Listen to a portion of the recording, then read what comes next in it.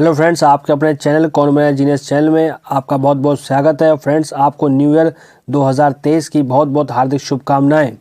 तो चलिए शुरू करते हैं। क्वेश्चन नंबर 1, हाल ही में किस राज्य की विधानसभा ने लोकायुक्त विधेयक पारित किया गया? Options A Uttar Pradesh, B Karnataka, C Maharashtra या डी गुजरात में। आपका सही जवाब हो जाएगा ऑप्शन सी महाराष्ट्र में। अब जान लेते हैं इसके बारे में कुछ इंपॉर्टेंट पॉइंट। महाराष्ट्र विधानसभा ने लोकायुक्त विधेयक 2022 पारित किया। फ्रेंड्स, आपने दो चीज़ें तो पढ़ी होंगी, लोकपाल और एक लोकायुक्त। लोकपाल जो होता है वो केंद्र में होता है और लोकायुक्त जो होते हैं वो राज्य सरकार में होते हैं, तो वो राज्य में होते हैं। तो फ्रेंड्स, महाराष्ट्र विधानसभा ने लोकायुक्त विधेयक 2022 पारित किया है, जो मुख्यमंत्री और मंत्रिपरिषद को भ्रष्टाचार विरोधी लोकपाल के दायरे में लाता है।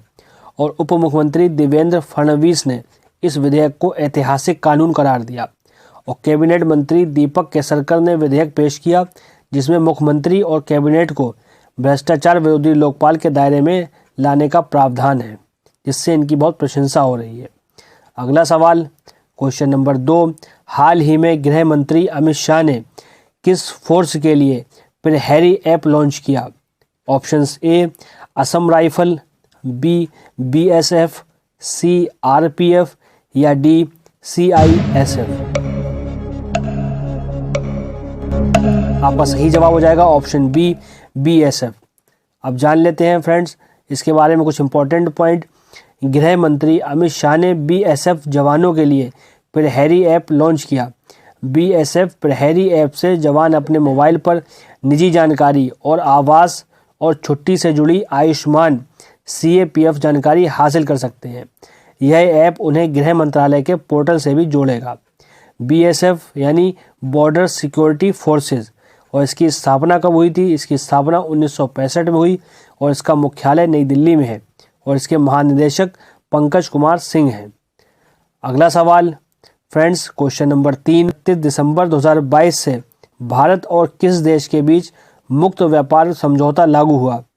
Options A Britain, B America, C Australia या डी रूस। आपका सही जवाब हो जाएगा ऑप्शन सी ऑस्ट्रेलिया। अब जान लेते हैं इसके बारे में कुछ इंपॉर्टेंट पॉइंट। भारत और ऑस्ट्रेलिया के बीच अंतरिम मुक्त व्यापार समझौता FTA 29 दिसंबर से लागू हो गया है। इसके बाद अब भारत के 6000 से ज़्यादा उत्पादों के निर्यात पर ऑस्ट्रेलिया में कोई शुल्क नहीं लगेगा। इस समझौते पर 2 अप्रैल 2022 को हस्ताक्षर किए गए थे। इससे ऑस्ट्रेलियाई बाजार में हज़ारों घरेलू सामान जैसे कपड़ा, चमड़ा आदि को शुल्क मुक्त पहुंच प्रदान की जा सकेगी, जिससे हमारे इंडिया का व्यापार और बढ़ेगा। अगला सवाल, क्वेश्चन नंबर 4, हाल ही में बांग्लादेश में कहां पर पहली मेट्रो सेवा का शुभारंभ किया गया? Options A Khulna, B Dhaka, C Barisal या डी सिलहट। आपका सही जवाब हो जाएगा ऑप्शन बी ढाका में। अब जान लेते हैं इसके बारे में कुछ इंपॉर्टेंट पॉइंट। बांग्लादेश में बांग्लादेश की पहली मेट्रो सेवा शुरू हुई।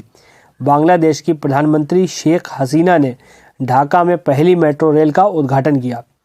दियाबारी और अगरगांव स्टेशन के बीच पहली यात्रा के लिए मेट्रो ट्रेन को ढाका में हरी झंडी दिखाई गई। मेट्रो रेल 2030 तक पूरा होने वाली मास रैपिड ट्रांजिट की बांग्लादेश परियोजना का हिस्सा है। बांग्लादेश में यह मेट्रो सेवा जापान ने फंड की है। अगला सवाल, क्वेश्चन नंबर 5, हाल ही में किस राज्य में पहला अंतर्राष्ट्रीय समुद्र तट महोत्सव मनाया? फ्रेंड्स, वीडियो अच्छी लगे तो वीडियो को प्यारा सा लाइक कर दें और चैनल पर नए हैं चैनल को आज ही सब्सक्राइब कर लें और बेल आइकन का बटन दबाना ना भूलिएगा। Options A Karnataka, B Kerala, C Tamil Nadu या डी तेलंगाना। आपका सही जवाब हो जाएगा ऑप्शन बी केरल। अब जान लेते हैं इसके बारे में कुछ इंपॉर्टेंट पॉइंट। केरल सरकार ने राज्य के पहले बेकल इंटरनेशनल बीच फेस्टिवल का आयोजन किया। मुख्यमंत्री पिनाराई विजयन ने 10 दिवसीय केरल के पहले अंतर्राष्ट्रीय समुद्र तट उत्सव का उद्घाटन किया। चंद्रगिरी, तेजस्विनी और पैसवनी के 3 स्थानों पर होने वाले इन उत्सव में दुनिया भर से लगभग 5 लाख लोगों ने इसका आनंद लिया। अगला सवाल, क्वेश्चन नंबर 6, हाल ही में किस IIT ने स्वस्थ गर्भ ऐप को बनाया है? Options A IIT Roorkee, B IIT Madras, C IIT Kanpur या डी IIT हैदराबाद। आपका सही जवाब हो जाएगा ऑप्शन ए IIT रुड़की। अब जान लेते हैं इसके बारे में कुछ इंपॉर्टेंट पॉइंट। रुड़की भारतीय प्रौद्योगिकी संस्थान, रुड़की IIT और दिल्ली अखिल भारतीय आयुर्विज्ञान संस्थान दिल्ली एम्स के शोधकर्ताओं ने गर्भवती महिलाओं को प्रसव से पहले देखभाल और वास्तविक समय पर चिकित्सा सहायता प्रदान करने के लिए एक मोबाइल एप्लीकेशन स्वस्थ गर्भ विकसित किया है।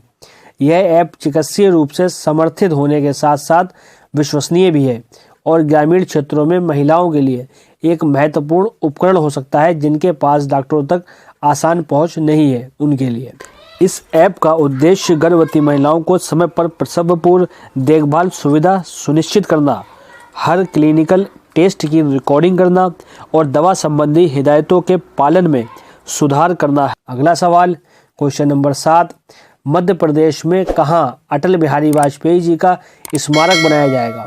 Options A Gwalior, B Jabalpur, C Indore या डी इनमें से कोई नहीं। आपका सही जवाब हो जाएगा ऑप्शन ए ग्वालियर। अब जान लेते हैं इसके बारे में कुछ इंपॉर्टेंट पॉइंट। मध्य प्रदेश के ग्वालियर में पूर्व प्रधानमंत्री अटल बिहारी वाजपेयी की जन्मस्थली ग्वालियर में स्मारक बनाया जाएगा। प्रदेश सरकार ने स्मारक के लिए 4050 हेक्टेयर भूमि आवंटित की है। यह स्मारक ग्वालियर के सिरोल एरिया में बनाया जाएगा। अगला सवाल, क्वेश्चन नंबर 8, हाल ही में किस पुरुष क्रिकेटर को ICC emerging cricketer of the year 2022 के लिए नामांकित किया गया है? Options A Surya Kumar Yadav, B Ishan Kishan, C Arshdeep Singh या डी ऋषभ पंत। आपका सही जवाब हो जाएगा ऑप्शन सी अर्शदीप सिंह। अब जान लेते हैं इसके बारे में कुछ इंपॉर्टेंट पॉइंट। युवा भारतीय क्रिकेटर अर्शदीप सिंह को ICC men's emerging cricketer of the year 2022 पुरस्कार के लिए नामांकित किया गया है।